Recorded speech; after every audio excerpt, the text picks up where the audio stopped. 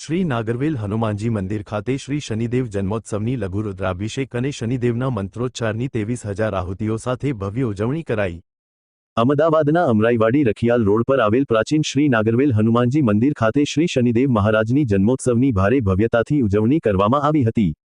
વહેલી સવારથી શનિભક્તોએ શનિદેવને તેલ, પુષ્પ, ફૂલહાર અને દીપ પ્રગટાવી પૂજા અર્ચના કરી હતી। સાથે સાથે કાળું કાપડ, કાળા અડદ, કાળા તલ, કાળી છત્રી, કાળા બૂટ ચંપલ અને લોખંડની વસ્તુઓ અર્પણ કરી જીવનની ધન્યતા અનુભવી હતી અને શનિદેવની શુભકૃપા દ્રષ્ટિ અને કૃપા હંમેશા બની રહે તે માટે મંગલ કામના કરી હતી। આ જન્મોત્સવ પ્રસંગે શનિદેવ મંદિરમાં આવેલ શનિદેવની ભવ્ય શિલા ઉપર સરસોના તેલથી મંત્રોચ્ચાર સાથે મંદિરના પૂજારીઓ અને શનિભક્તો દ્વારા લઘુરુદ્રાભિષેક કરવામાં આવ્યું હતું। Report by Ashwin Limbachiya, Ahmedabad.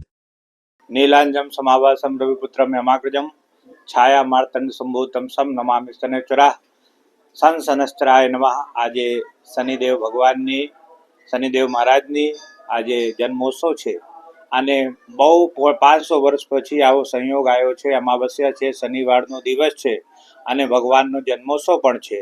આજના દિવસે ભગવાન શનિદેવને કાળા કપડાનું દાન, કાળી વસ્તુઓનું દાન, કાળી છત્રી છે, ચપ્પલ છે, જૂતા છે, એવા કાળા પ્રકારનું દાન કરીને અને સરસિયાના તેલથી અભિષેક કરવાથી પરમ પુણ્ય ફલ પ્રાપ્ત થાય છે અને શનિદેવની કૃપા પ્રાપ્ત થાય છે।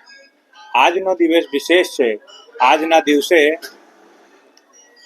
દિવસે ભગવાનની કૃપા વિશેષ મેળવવા માટે આ જીવનમાં આપે શનિદેવના પૂજન અર્ચન કરીએ અને આ જીવનની અંદર આપ લોકો જે કર્મો કરો છો, કર્મોનો વિશેષ ધ્યાન રાખવાનો છે, કેમ કે શનિદેવ મહારાજ ન્યાયના દેવતા છે।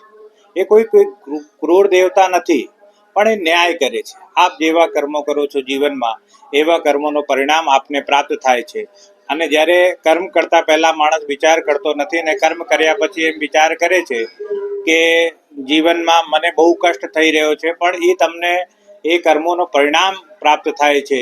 એટલે પોતાના કર્મોનું ધ્યાન રાખવાનું છે।